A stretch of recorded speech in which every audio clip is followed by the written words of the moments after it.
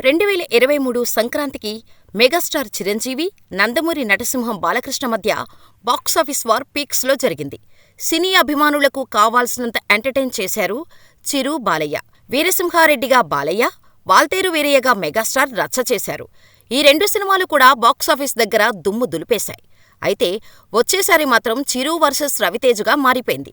వాల్తేరు వీరయ్య సినిమాలో కలిసి నటించారు చిరు, రవితేజ. ఈ ఇద్దరూ కలిసి బాక్సాఫీస్ని షేక్ చేశారు. కానీ ఈసారి మాత్రం ఇద్దరి మధ్య పోటీ ఆసక్తికరంగా మారింది. ఇప్పటికే మెగాస్టార్ నటిస్తున్న విశ్వంభర సినిమాకు సంక్రాంతికి రిలీజ్ చేస్తున్నట్టుగా అనౌన్స్ చేశారు మేకర్స్. బింబిసార డైరెక్టర్ వశిష్ఠ తెరకెక్కిస్తున్న ఈ సినిమా జనవరి 10న రిలీజ్ కానుంది.